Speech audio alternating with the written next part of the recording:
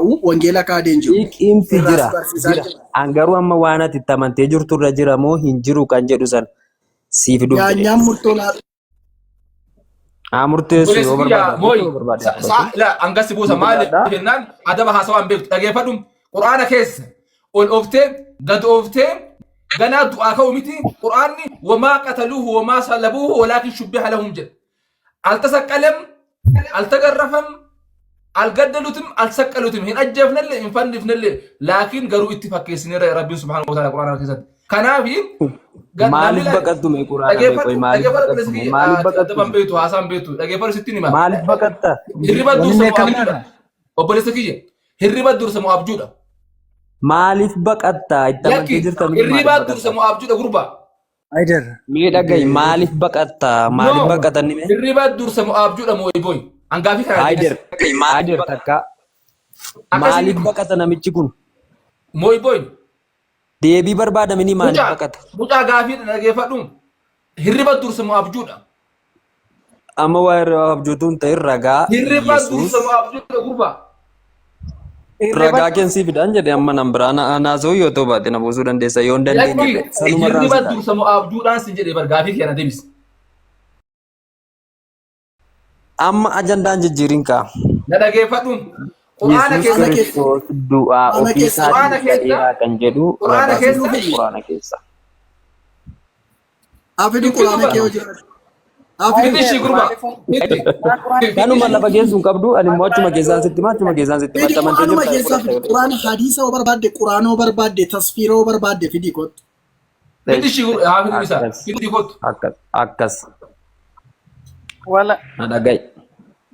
Akkas jechuun isaa maxaafa qulqulluu keessatti waa'ee isaa waan caqafamee hin jirreef ragaa guutuu miti waan ta'eef achi keessa. Beetta tun sitti meeyanii ati iyyuu beetta hin beetta isa dhiisa. Billaahi. Addisuu hin beetta dhiis keessa keen argaa. Hadiisa yookaan tasfiira kee anuu fidi sa'aatiin. Keessa keetti beetta amma tun achirraa sii fidees keessa keetti beetta amma garuu asirraa si ilaala. Isa keessa jirtu sattiin dhugamtee jirtu keessa. Ishi boy fiti kashin haye fiti ishi injira yette quraana keessa dhaggeeffadhu dinka na dhaggeeffadhu jedhi guyyaa quraanatti nama na jedha galgala immoo yesuusin kadhataa bula nan beekabe neko ishi galatu matille amma booda muyti barattee nan gasi darba kabajan beektu ishi moy boy fiti quraana keessa na dhaga'i gaam daqiiqaa mee kana laatte ma ragaa fitu daqiiqaa si feesa ariati bani fiti malee kuno daqiiqaa silaata eegali. Suuraa 43 hayata 61 hanga 64 gaafa dubbifattu waa'ee Yesuus Kiristoosiin guutummaa isaa argatta. Gara biraasiin dabala yoo barbaadde Yesuus Kiristoos waaqummaa isaatiin an ifa guutuudhaanan isinitti dhufe. Mucaa waan biraa siin guddisaate dhageeffadhu. Daqiiqaan alaatti mini maal na jala dubbatta. Bani video ni mul'is quraana maal haasaa na jala dubbatta. Mucaa daqiiqaa si qabeetiin jira. Video baniiti quraana keessaa bakka Yesuus Kiristoos du'aa ofii isaatti of kaase mul'isnutti. Xinnoo video baasuuf naan mijatu silkii tokkoon baadhee jira. Ishi quraana qari. Goota quraana beeku. Nutti dubbis quraana. Ragaasii fiduuf ganaa qara'uun irra jira jechuudha bakka amma quraana dubbisi aman yoo dandeesse moo ol baasii kunoo laasii harka jira sii dubbisaan jira garuu dhaggeeffadhu. Waan an amma sii dubbisaa jiru kana garuu dhaggeeffadhu. Waan isin irratti wal dhabdan sana isiniif ibsuuf hin dhufeedha 63 yoo ilaalte. Gasiqee akkas jedha. Rabbiin sodaadhaa anaafis ajajamaadha. Iyesuus Kiristoos akka inni ergamee dhufe sababii keef isatti kan amanu malee jireenya bara baraa akka hin qabaanne quraanni keessan hin dubbata. Ilaa dhaggeeffadhu. Sobduu. Raabuu suuraan gadi siqeedhaa isa iyyuu. Ilaa. Siin baasa yoo barbaadde. Ilaa waan ni haasofna. Keessa dadhabmoo uummatatti dhaggeeffachaa jira addisuu hin salphattaadhi. salphattaadhis. Dhaggeeffataa jira uummanni ragaa wajjinis siyaasaa jira. Ati bishaanii baafura qulqulluu irraa nalanne kanaaf nama arrabsitaa jechuudha. Nan arrabsiisu. Ragaa wajjinis siyaasaa jira. Waan ati itti keessaa kanaaf naata. Inni ergi keessa jiraattee haasa ija jabaadhu.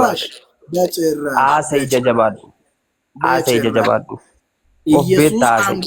Maatiin du'aa of hin kaafne waaqa abbaatu du'aa kaase. Hojii ergamoota lama ol baase uummata dubbisu sheekii. Yohaannis Roomee boqonnaa 10 lakkoofsa 9. Yohaannis amma isa keessa turte mini ammati. Isa keessa turte amma keessa jirtu haasa. Akka ragaan hin jiru kaa. Jiruun ragaan.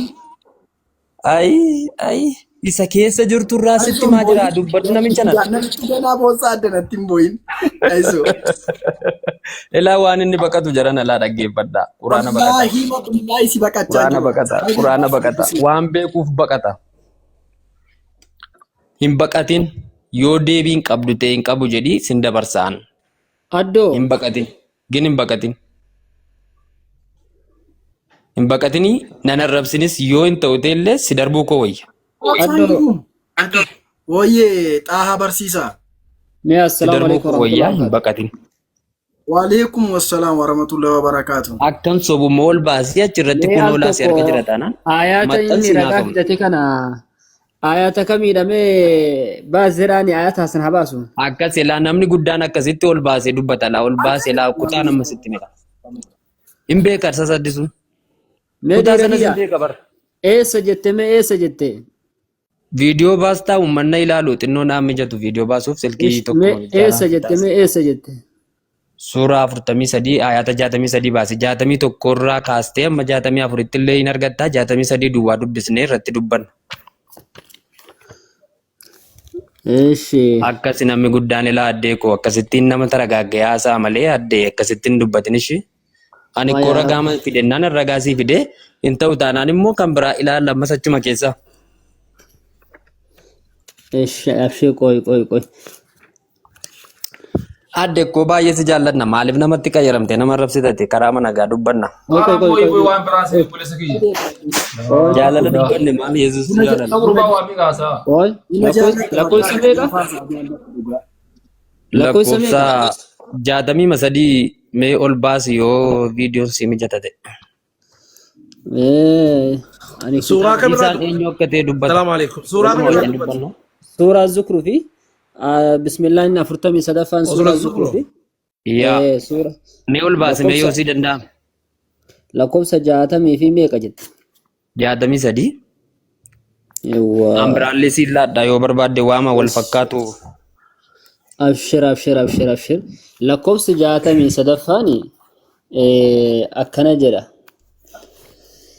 ولما جاء عيسى بالبينات قال قد جئتكم بالحكمة ولأبين لكم بعض الذي تختلفون فيه فاتقوا الله وأطيعون إن الله ربي وربكم فاعبدوه هذا صراط مستقيم.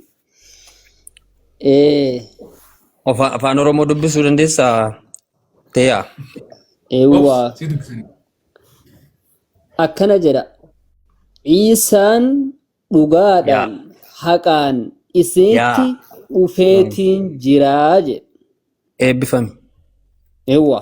Eenyuun baana dhiira kiyya? Eenyuun baana? Bahin jenneem eebbifamin jedheem. Sanuma jedhe anu.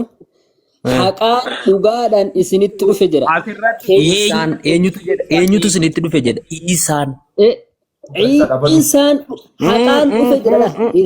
Ila dhiira kiyya. Irraan kaatin situ dubbisaa jira. Situ dubbisaa jira ragaa hojii. Ifaan isinitti dhufe jedha. Eenyu baana? Isaan ragaa situ dubbisaa jira bini taya. Dubbisi waan uummata si dhaggeeffachaa jira dubbisi. Kana qofaa miti ammas ifa isinii baasuudhaaf hin dhufe waan isin isa keessatti wal dhabdan wal mormitan isa keessatti wal dhabdan ifa adda isinii baasuuf dhufe jedhe. Bira daree lakkoofsa 64 irratti waan jedhu. Laaki infinne 63 ilaalaa jira. Infinne 63. Infinne 63 irra hin utaalin. Infinne 63. Oh, Rabbiin sodaadhaanaafis ajajamaadha. Hin finna na jaatamii caqasi ga